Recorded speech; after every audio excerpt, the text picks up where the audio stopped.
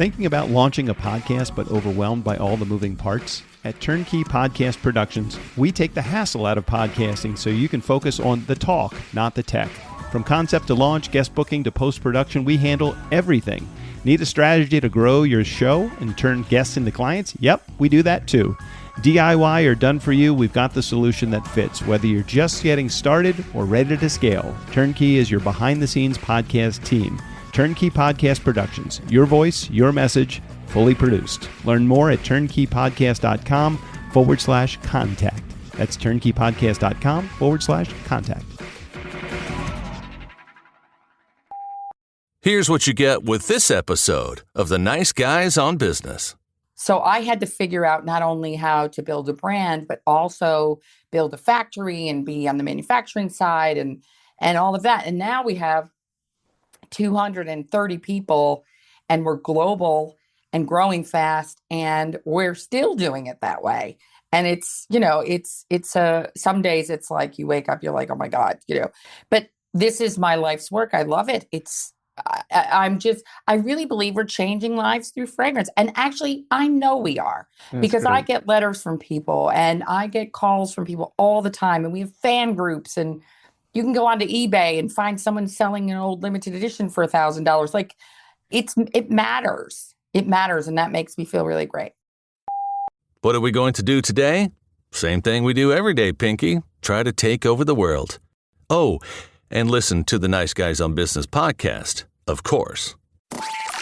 Go from where you are now to where you could be. Get expert tips to grow your business, to be more productive and more efficient, whether you're trying to build influence, grow your community, or make it rain. Best-selling author of Nice Guys Finish First, Doug Sandler, can lead the way. The Nice Guys on Business is produced by Turnkey Podcast Productions. Now, here's your host, Doug Sandler. All right, welcome back, Nice Guy community. Meet Nicole Eckels. She is the founder and CEO of Glasshouse Fragrances, a New Yorker who went from making candles in her kitchen to building a global fragrance brand with a seriously devoted fan base. I mean, we're talking cult-like following here. Nicole followed her own yellow brick road, and she's created a worldwide brand from New York City to Sydney, Australia. I'm assuming it's Sydney, not Ohio. It's in Australia. And created a company built on one big idea. Scent should do more than smell good. And I'm loving where we're heading between my facial products and my good smells. I love this. It should be able to take you anywhere. Fragrances should take you anywhere. Part science, part artistry, and part pure magic. Glasshouse Fragrances has spent the last 20 years turning candles and fragrances into full-on emotional experiences. Today, Nicole joins us and talks to the Nice Guys, talk about entrepreneurship, creativity, reinvention, and how to build a $50 million brand that people become obsessed with. I am very excited. I don't know why I'm so excited to talk good smells, Nicole, but I am ready to talk. Let's do it. Welcome to the Nice Guys. Doug, thank you. Thank you so much. I was so happy to be here. Thanks for that introduction. I'm happy to have you here. And so let me start here. How did you build such a big brand? And now when I first connected with you, you said we are newer in the U.S. So did you built it outside the U.S. and are introducing it? Usually the other way around oftentimes. That's right. So talk about it. That's right. Well, first of all, not to brag, we're much larger than 50 million at this point. So we're the largest fragrance brand in the Southern Hemisphere. Wow. And when I say Southern Hemisphere, that brings me to Australia. So I founded Glasshouse in Australia, in Sydney. I moved there when I was 32, looking for a different life. My son was 12. I was living in New York City. It was tough living. I was worried about him and when he got a bit older, and I was just working all the time and it was really hard. And so I had this opportunity to go to Sydney. Long story short, I ended up there and I walked into a store to buy product. And Sydney, for those of you who haven't been, it feels really urban and buzzy and exciting and fresh and energetic, just like New York City. Yeah. But the shopping and the retail was just woeful. I walked in and I said, where's all this stuff? Like, I love this town, but I can't be anywhere where I can't buy beautiful scents or makeup or personal care products. And it was then that I decided, okay, there's something in this and I'm going to start my own fragrance brand because I'd always wanted to do it. And that's where I found an opportunity to do it. I think about all of the memories that I have going back to camp days and my early podcasting experience, even when I went into a recording studio to record a book that I had written 11 years ago. Every one of those experiences involves a smell. Whether it's the smell of the camp in the wood shop or silver shop, or working in a mechanic's shop and smelling the oil. I mean, I know that that's not a pleasant smell necessarily, but it is a smell that brings back and evokes memories. Was that a part of it for you, or were you always fascinated with fragrances, or how did the smell business get into your olfactory sense? Well, you just hit the nail on the head when you talk about fragrance. It is, I believe, one of the most powerful, if not the most powerful senses that you have. And it goes on in the background, and we know it's there. It triggers memory, it triggers all kinds of things, and it's super powerful. And I don't feel like we give it enough credit for what it can do for us. And to your point, I had the most amazing memories of scent. Hmm. Everything, even the smell of gasoline, to your point, Right. like that was, we're going out today. My dad would take us out. We're going to the fair or something fabulous and significant to me, and we would get gas. And I just love that smell. So it's very powerful. And no scent is better. Some scent is better than no scent at all. I mean, Mhm. you really do need it in your life. It does more than just smell good. It does a lot more than that. And I want to wield that power. And it's interesting also, as much as it can evoke positive emotions, there are smells, even pleasant smells, that could evoke negative emotions as well. I think about X. yeah, I think about the perfume that my ex-wife wore, or ex-girlfriend have worn, and I smell that and I'm like, there goes that heartache all over again. But it's almost like it's a pleasant smell but an unpleasant memory. I don't know if that helps. Yeah, and music does that too. Yeah. And I think humans, we understand that a bit more. We know how to use that. We're getting ready for a big night out. We're ready to have a party. We can put on music that does those things that make us feel better, that get us pumped up, whatever we're trying to do. Music does that. Scent does that too. We just don't pay attention to it enough. One of the And things, oh, sorry, go ahead. You go ahead. no, no, no, go ahead. I was just going to ask you just something about, I was reading your website as I was doing research for this, when your team connected your idea of coming on the show with me, and I thought about these things called destination fragrances. And I went to your website and I'm noticing that a number of your fragrances, maybe all of them for that matter, but a number of your fragrances have the name of a city that it might smell like, or a name of a region that it smells like. I never really thought about it that way, but yeah, there are parts of the world that smell differently because of spices, because of seasoning, for any number of reasons. Is that something that you created, or that you filled in a white space that nobody else was really working within? Well, no one was doing that at the time. And one of the things that my customer loves is travel, experience, glamour. And we all have, many of us have this desire to experience life and go on these beautiful destinations, exotic destinations, but we don't have time and we don't have the money, or we don't have some reason. There's something holding us back. So I thought, why can't I evoke that feeling Hmm. of what that could be like through scent to transport someone to these places? And that's kind of how the idea was born. And I would say that probably 80% of our fragrances are named after places. Yeah. Some are conceptual, like rendezvous. That is also a place or a thing could happen, but, it's not necessarily a geographical destination. So you started Glass House in your kitchen as a single mom in a new country. So what Yes. gave you really the confidence to be able, and I'm not saying this from any negative perspective. Those things are, my mom was a single mom, and I could imagine her going to work every day and just busting her hump just to make sure that she put food on the table. You started a business in a new country with a new kid, all of these things coming together. How did you know you had your hands on the right stuff, or at what point did you know you had your hands on the right stuff, other than just a hope and a prayer? Well, when I first started, I was doing them at my kitchen, and that was low capital and it was small scale and it was relatively easy to do. I was working a full-time job, so I kind of fitted it on the side. When I knew that I needed to stop doing everything else and focus on only this was once I managed to get a retailer to try and put these products in the store. Mm-hmm.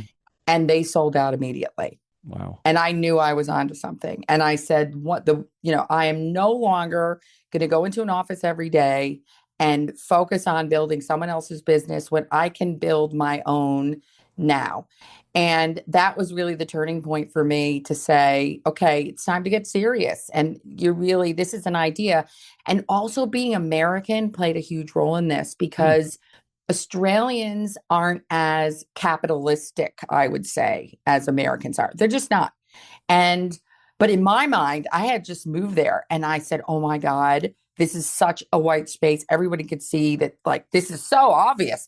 If I don't quickly do this, someone else is going to do it. In fact, I used to sit there and feel like there were people plotting in their living room at that very moment to start the same thing I was trying to Right. start. And Yeah. I was so protective of my idea. I'd want to talk about it, but I couldn't. And it was just really funny. And there was one person I was talking to about it, but I couldn't tell him the idea. And then I'd tell him a little more. And then when I saw him the next time, I'd tell him a little more.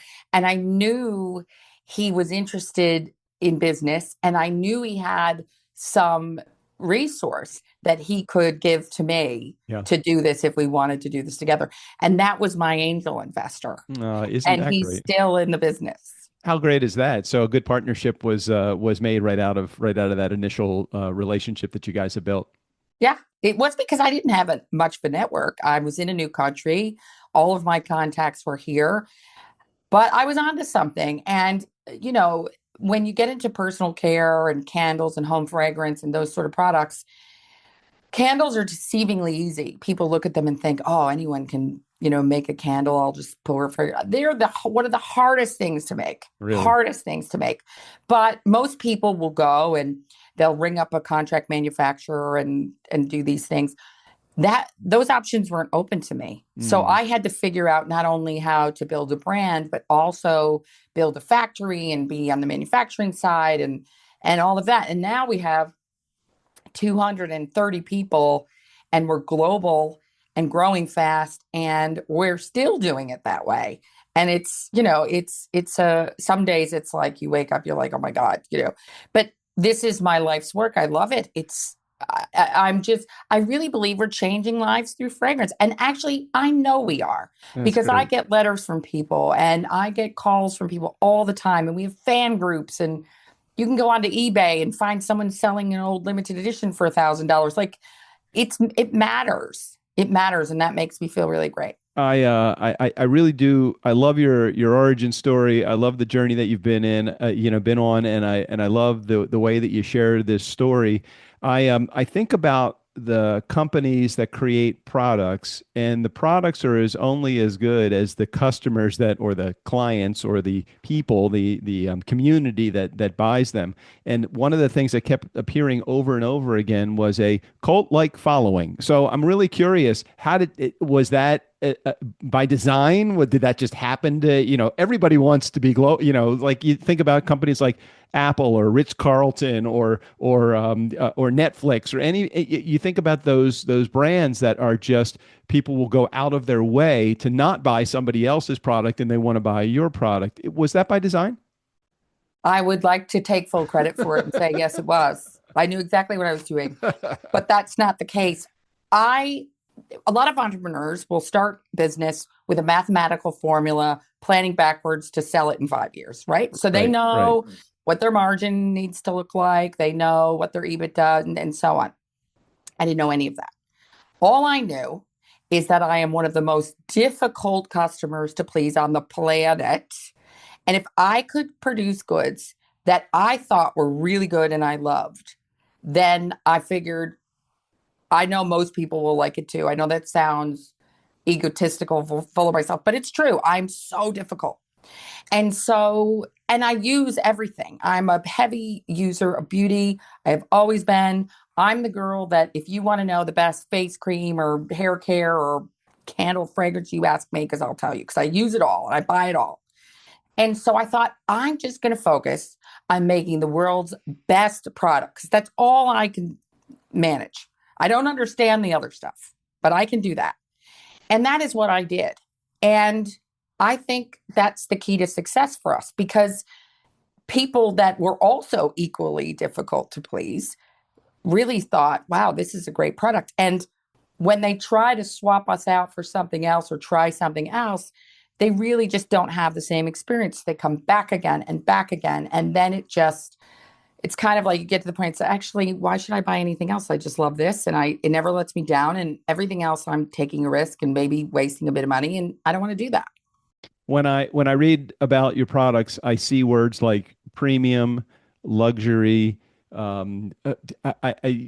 excess. Not excess in a negative way, but Yeah. but it's hard to create. It's hard to break into that market if you're not a name brand in something else that also created a luxury fragrance.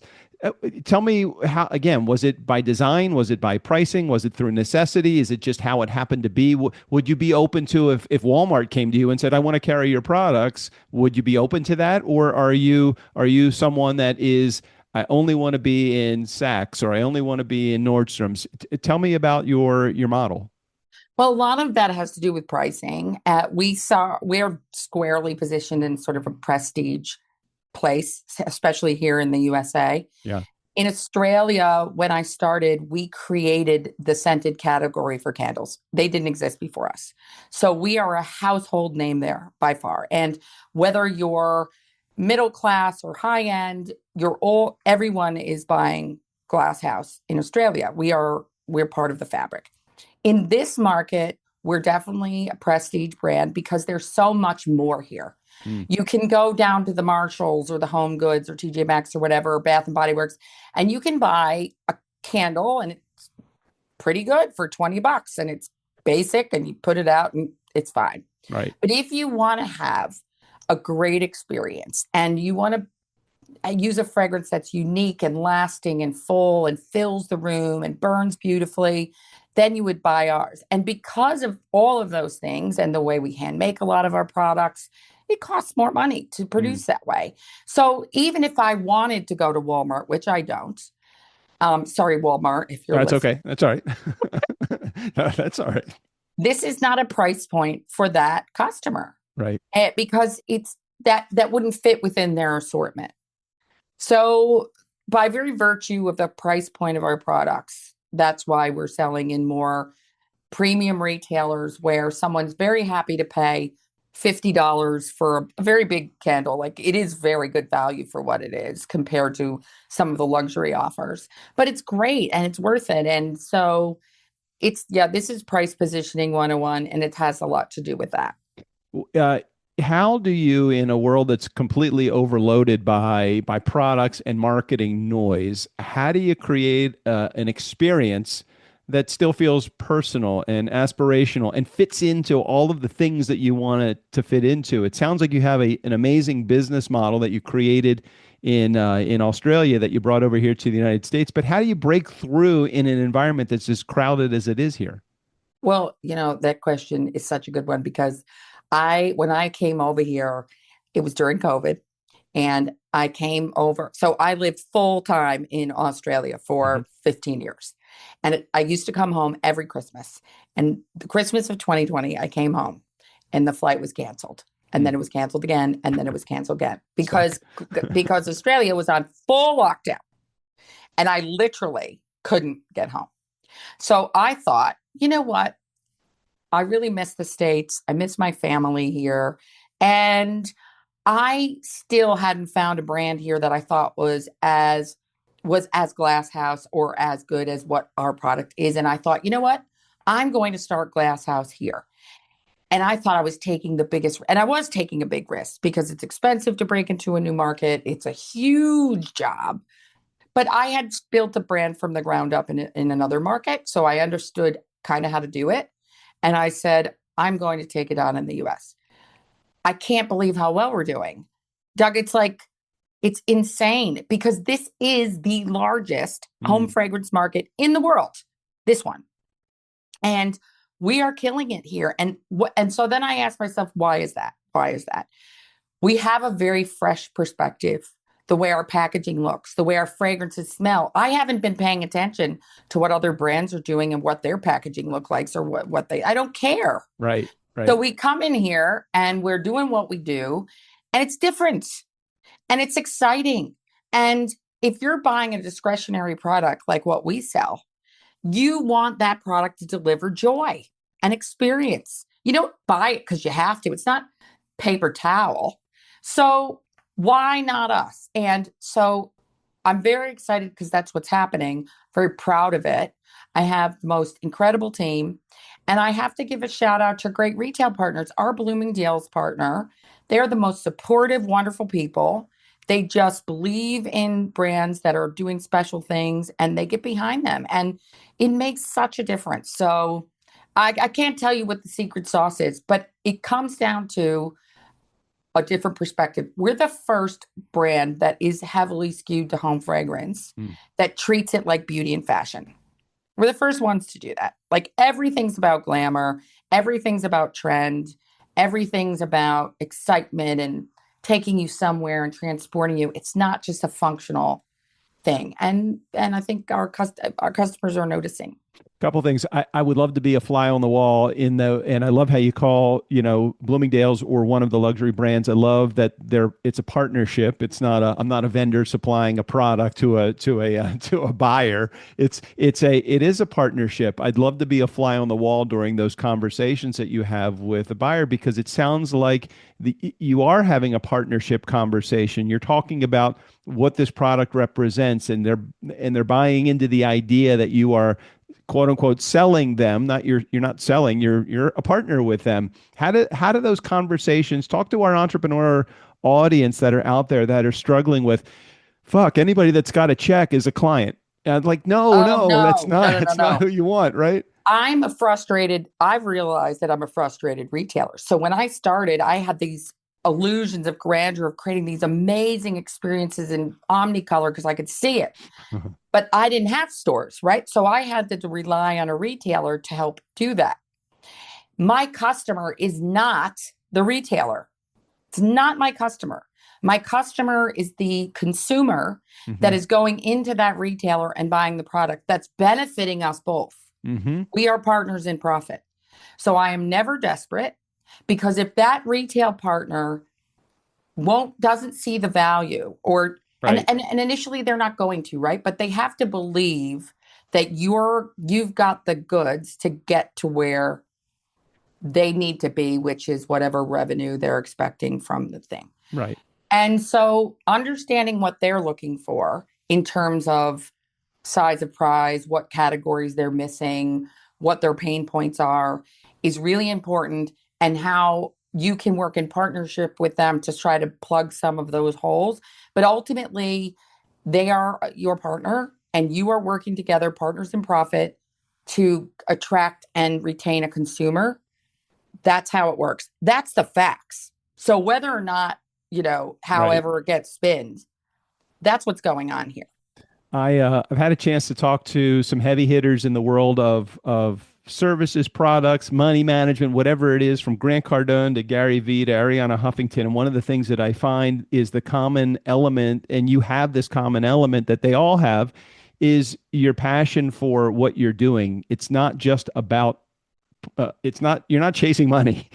It is about bringing a quality product to a marketplace to be as excited for that buyer as you are for the company owner. And I really feel like there is a lot of that ingrained in the fabric of what you bring to your company. How do you translate that to 200 plus people that work for your company, that come and do their job? You have to have a culture that's set up that is second to none, because you've got to get them into that same mindset that you're in as the company owner. Is that fair? You do. And I think the hardest part of business is that piece, because it's tough, right? Especially when you have a lot of people involved. But I think the bottom line is you can't fake it. People aren't stupid. And you either are authentic, you really do genuinely want the best for your product and your people, or you don't. And you're secretly just trying to make a lot of money and run out of there, or whatever you're trying to do. People can tell. But at the end of the day, they want safety. They want purpose. They want a purpose they believe in. And it does help that I'm quite excited and passionate about my business. I have never been more excited about our future. I tell them that all the time. I mean it. It's true. Right. And I care. I care immensely about not only what I do every day, but them. You know, I've always had this view that we all spend most of our time at work. I know I do. And if you don't love it and you're not engaged and motivated, and you don't want to be there and you're not enjoying yourself, what's the point? We've got one short, sweet life. So I try to bring that into the business. It's really tough. I mean, we're global now. I'm splitting my time between Sydney and New York, which sounds very glamorous, and it is, but it's also exhausting. And it comes with its own challenges, like getting to be with my people and work with them every single day. So that's created some fractures that I've had to try to figure out. But authenticity and actually caring for me, and then scaling well, that's all process and people. It's just good people, good process, Right. and making sure. I think the last thing is very clearly articulating where you're going, how long you want that to take, who's doing what, so everyone can just get on with it and use their time and talent to do it, because I certainly can't do their job for them, and I certainly can't micromanage. I won't get anything done. What's the hope? Where do you head from here? You've built this for 20 plus years doing this. You started in a kitchen. You now are a global brand. You're doing, a huge amount of business every year. What comes next for you? What would, if you had the blue sky, what would that blue sky look like? I set out to be the first Australian, even though I'm like clearly American. I set out, but I'm American Australian now. I have two passports. I set out to be the first global heavy hitting Australian fragrance brand. That is the journey we're on. I'm going to get there. We're going to get there. And the big part of our future is our stunning eau de parfums, which we're launching more and more of, because especially here in the US, everybody loves them. So yeah, that's what we're doing. I'm on the hustle, and I love it. From a personal perspective, who inspired you? I think about my dad. I mean, he was my business inspiration. Horrible dad, and he would say that too. And unfortunately, we lost him back in '96. But horrible dad, great business guy. I always think, what would my dad do in this particular situation? That's Who's that? What's wonderful. that question that keeps going through? Like, who are you trying to please, make happy? Channel so that you make the right decisions as you go about your day to day. Oh goodness, I have so many people that I turn to. One of the people I turn to, who I just adore, and I'm so lucky to have in my business, is my chairman, Stephen Heath. He's brilliant, and I've learned so much from him, and I continue to learn from him. I also have, the Joe obvious big people that I look at, like Steve Jobs. I'm like, oh God, he's so brilliant, and my mom too. She was, you know, I didn't understand it back then. She's now in her 80s, but such a powerhouse, and she had never managed to build a big business. But if it was a different time, I think she probably could have. Yeah. Yeah. And she's just so sassy, and you know, I love that about her. I My love strong women, but I love women that are without a chip on their shoulder. Agreed. Agreed. And men for that matter. I hate men that come into an environment feeling entitled because they're tall and they're good looking and they have an MBA. They feel like they're entitled to success, and fuck it, work for make it work. Yeah, You can't expect it to come to you. Make it, you do the work, do the that's hustle, right. man, do the hustle. Um, okay. Where do we want to send our listeners to?